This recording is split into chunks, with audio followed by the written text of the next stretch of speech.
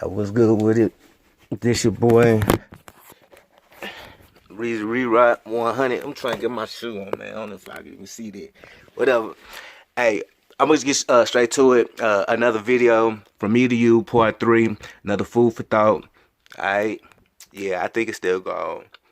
Round we go. Yeah. What, do you have a religion now, or? No, I don't need a religion. Okay. I need a spiritual belief system as part of my life. Okay. I have that. I'm satisfied with that. Okay. I can go to any church I feel like. Mm-hmm. I was in church last night, and what shocked and disturbed me was the mutilization of the spirituals. I see. People got all kind of doodads and fancy. That's not saying, goddammit. Mm-hmm. Mm-hmm. You sing the words, you put some spirit into it. Yes. You don't just lift your voice just to get applause. Mm-hmm. You lift your voice because that's the correct way to do it. Mm-hmm. And you know it because that's the correct way. Haven't you ever heard of Mahalia Jackson? I turned to my partner last night. I said, it's a pity Faith sent us only one Mahalia Jackson. Mm-hmm. Yes. So there's only one Malcolm X. Mm-hmm. Only one Du Bois. Mm-hmm. If Faith sends you somebody of substance, you don't make the best use of it. Faith don't send you another one. Mm-hmm. People ask me, what do you think we'll ever have another Malcolm X? I said, what the hell did you do with the first one? You let the first one be killed right in front of your eyes. Yes. Mm-hmm. Mm-hmm. Do you deserve another one? Malcolm X, you were involved in a controversy some months ago with your leader. Well, I've been silent for the past 90 days because of some statements I made concerning the President of the United States, which were distorted. They were distorted? And yes. What did you say, Malcolm? Well, I said the same thing that everybody says, that his assassination was the result of the climate of hate. But only I said the chickens came home to roost, and which means the same thing. You feel that we're making progress in this country? No. If you stick a knife in my back 9 inches and pull it out 6 inches, there's no progress. If you pull it all the way out, that's not progress. The progress is healing the wound that the blow made. And they haven't even begun to pull the knife out, much less try and heal the wound. They won't even admit the knife is there. Nonviolent with people who are nonviolent. An orator, a revolutionary, but for Attallah Shabazz, he was simply her father. Shabazz is the eldest of his 6 daughters, a child when he was killed. And she says that while America continues to search for guidance in Malcolm's words, she sees his vision playing out all around. So it's nice that Lennox is named after my dad. Although I'm sure he probably would be embarrassed. He would be very shy. Right? Yeah. That's a side of Malcolm X that only those closest to him knew. This is the Malcolm X Americans remember. And it is time for you and me to fight for ourselves. The controversial leader preaching equality by any means necessary. Your father's message, do you feel it's been misinterpreted over the years? Oh, sure. I understand people needing to hold on to the strength they associate to him. However, they do him a disservice, an injustice, when they excerpt him and redefine them in their way and not as he is.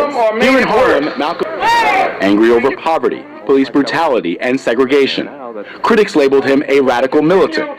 Supporters said he was uncompromising in his mission. To lift the struggle for freedom of the Negro in this country from the level of civil rights to the level of human rights. People don't realize how frustrated Negroes have become. But they are also of the opinion that no good can possibly come from violence. If they are of that opinion, Mike, if you think that the powder keg that's in your house is going to explode under certain conditions, either you have to remove the powder keg or remove the condition. His message was deeply tied to the circumstances of his own life. As a youth, his father's murder left him hardened and angry. At age 20, Malcolm went to prison for larceny. It was there he converted to a growing movement of black separatism, the Nation of Islam. If the government can't defend us, what should we do? If the government doesn't want us to pick up a rifle, then defend us. Go find out who bombed the church in Birmingham, Alabama. In his 30s, he went through yet another transformation. After a trip to Mecca in 1964, he publicly embraced working with anyone who was willing to work with him. You have changed your attitude about the white man in the United States to some extent. Well, I've broadened my scope. Travel broadens your scope. Gives you a wider understanding. When Malcolm broke away from the Nation of Islam, I wanted you to know that my house was bombed. It was bombed by the black Muslim movement. it earned him many enemies within the group. Are you not, perhaps, afraid of what might happen to you as a result of making these revelations? Oh, yes. I probably am a dead man already. Then suddenly it happened. On February 21st, 1965, 3 members from the Nation of Islam shot Malcolm while he was giving a speech in Upper Manhattan's Audubon Ballroom. From the second floor ballroom, the grim staccato of a dozen shots. He was just 39 years old. Brothers and sisters, ladies and gentlemen, friends and enemies, which is clear, I am not a racist in any form whatsoever. I don't believe in any form of racism.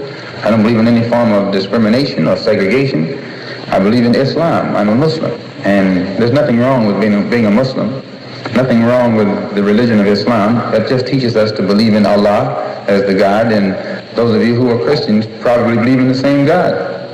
Because I think you believe in the God who created the universe, and that's the one we believe in, the one who created the universe. The only difference being you call him God, and we call him Allah. Jews call him Jehovah. If you could understand Hebrew, you'd probably call him Jehovah too. If you could understand Arabic, you'd probably call him Allah. But since the white man, your friend, took your language away from you during slavery, the only language you know is his language, your friend's language. So you call for the same God he calls for. When he's putting a rope around your neck, you call for God, and he calls for God.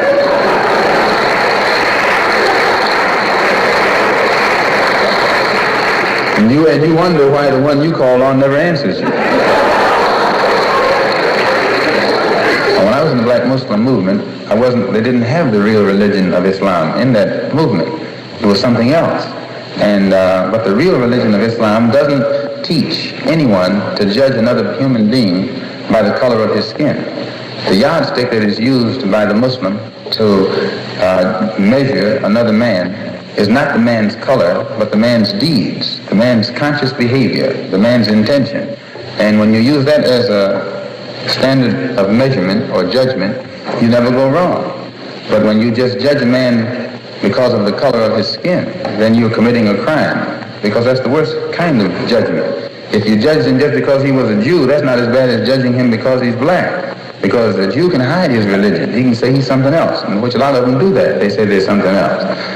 But the black man can't hide. When they start indicting us because of our color, that means we're indicted before we're born, which is the worst kind of crime that can be committed. And so when I got over there and went to Mecca and saw these people who blonde and blue-eyed and pale skin and all those things, I said, well, but I watched them closely, and I noticed that there was, though they were white, and they would call themselves white, there was a difference between them and the white one over here. And that basic difference was this. In Asia or the Arab world or in Africa, where the Muslims are, if you find one who says he's white, all he's doing is using an adjective to describe something that's incidental about him, one of his incidental characteristics. So there's nothing else to it. He's just white. But when you get the white man over here in America and he says he's white, he means something else.